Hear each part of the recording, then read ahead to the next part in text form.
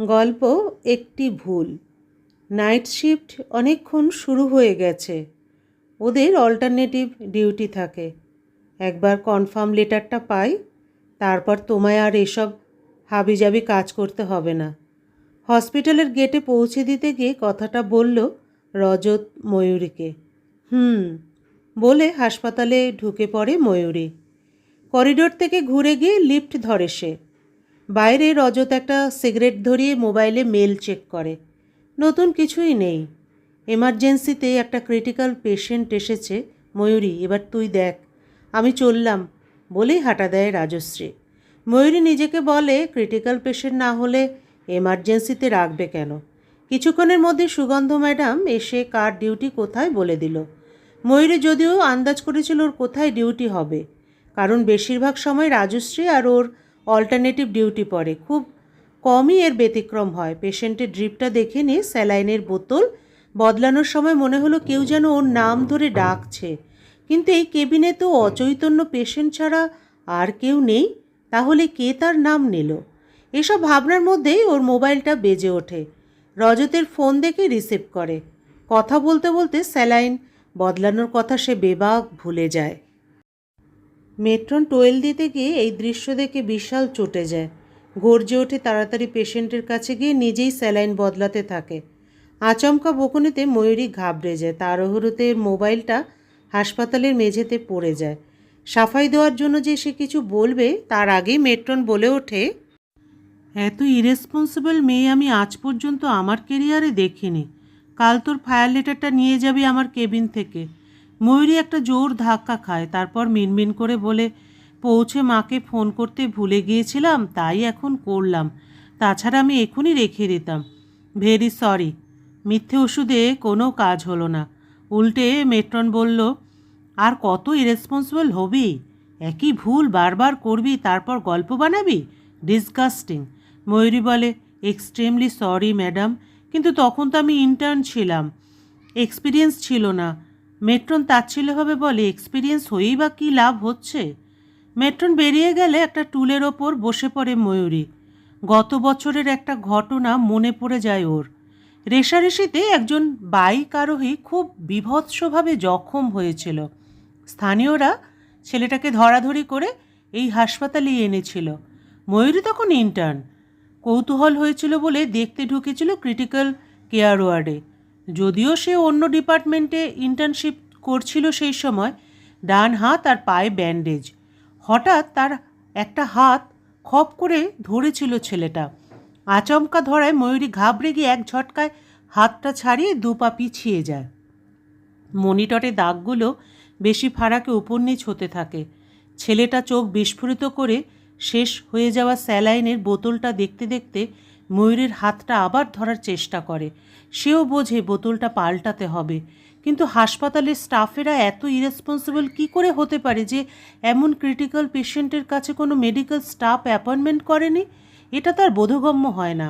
তার এত ভাবনার ফলে স্যালাইনের বোতলটা আর বদলানো হয় না।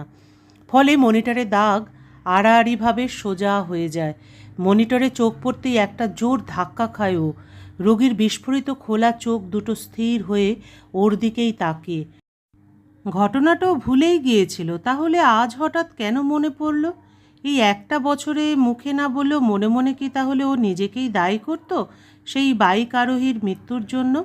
হঠাৎ এক সম্ভাবনায় গায়ে কাঁটা দিয়ে উঠল। ও বেশ বুঝতে পারছে ওর সমস্ত রোমকূপ দাঁড়িয়ে গেছে। চোখের আড়ালে মনে হচ্ছে এই রোগীটাও বড় বড় চোখে ওর দিকেই তাকিয়ে আছে। তবু একবার সাহস করে ও দেখে। ময়ূরীর শিরদাঁড়া দিয়ে হিমেল স্রোত নেমে যায়। হুবহু সেই দৃশ্যের পুনরাবৃত্তি। সেই একই চাহনি, সেই একই পায়ে ব্যান্ডেজ। চুলটাও তো একই রকম লাগছে, আর মুখ সেটা ক্রমশ পরিবর্তন হয়ে যাচ্ছে গত বছরের দেখা সেই চেনা মুখে।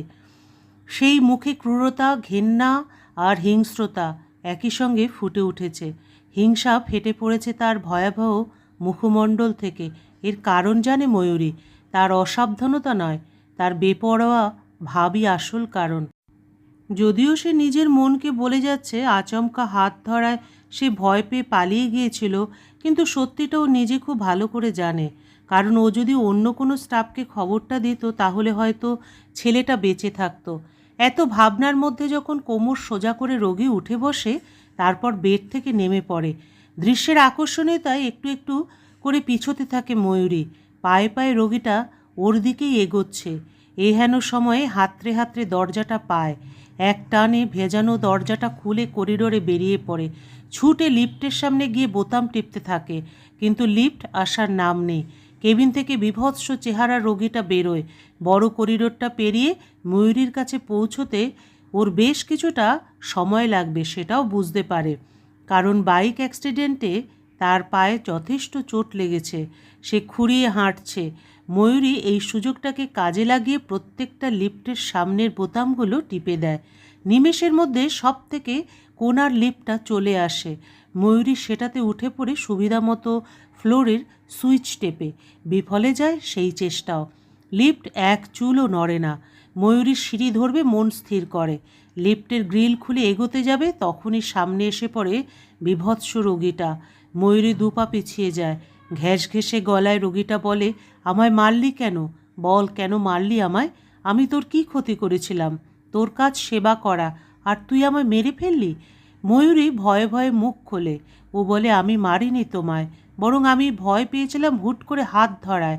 রোগী বলে, অ্যাক্সিডেন্টের ফলে চোয়ালের হাড় ভেঙে যায় আমার, কথা বলতে পারছিলাম না, তাই তোর হাত ধরে বোঝানোর চেষ্টা করছিলাম আমার স্যালাইনের বোতলটা শেষ হয়ে যাচ্ছিল, আর তুই আমায় সাহায্য করা তো দূর, দাঁড়িয়ে দাঁড়িয়ে আমার মৃত্যু যন্ত্রণা উপভোগ করছিলিস। তোর জন্য আমার মুক্তি হচ্ছে না, আমি তোকে ছাড়ব না।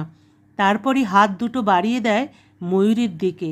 ময়ূরী পিছন ফিরে দৌড়ানোর চেষ্টা করে, কিন্তু পালাতে পারে না। সামনেই খোলা ব্যালকনি। লাফিয়ে পড়বে ও ভাবে। এই প্রথম ওর ভয় লাগছে, মৃত্যু ভয়। মৃত্যু যে সুখকর নয় সেটা ময়ূরী জানে। ওপারে চলে গেলে আর এপারে ফিরতে পারবে না ও জানে। রজতের সাথে আর থাকা হবে না। ততক্ষণে শক্ত একটা হাত ওর ঘাড়টা চেপে ধরেছে। মৃত্যুর থেকেও ঠান্ডা সেই হাত। আর একটু হলেই ঘাড়টা মুটকে যেত। কিন্তু বাঁচার শেষ চেষ্টা করে ময়ূরী বলে, আমি পালিয়ে যাইনি, তোমায় বাঁচানোর জন্যই সেদিন কেবিন থেকে বেরিয়ে গিয়েছিলাম।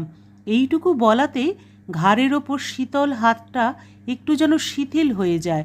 ও আবার বলে, আমার তখন ট্রেনিং শেষ হয়নি, মনিটরটা দেখে খুব ভয় পেয়েছিলাম, তাই সিনিয়রকে ডাকতে গিয়েছিলাম, কিন্তু বুঝতে পারিনি আমার ভুলের কারণে কারোর প্রাণ চলে যাবে। আমি স্বীকার করছি আমারই ভুল, আমি অন্যায় করেছি, কিন্তু কি করতাম তুমিই বলো? সিনিয়রের অনুমতি ছাড়া কোনো পেশেন্টকে ছোঁয়ার সাহস ছিল না। হাতটা আরেকটু শিথিল হলো। ময়ূরী বলে চলল, গোটা একটা বছর আমি গিল্টি ফিল করে গেছি। এটা ভেবে গেছি যে কারোর মৃত্যুর জন্য আমিই দায়ী। সেবামূলক কাজের জন্য আমি অযোগ্য। সব দোষ আমার, সব দোষ আমার। এই কথা শেষ হওয়া মাত্র রোগীর দেহ ফিকে হতে শুরু করে।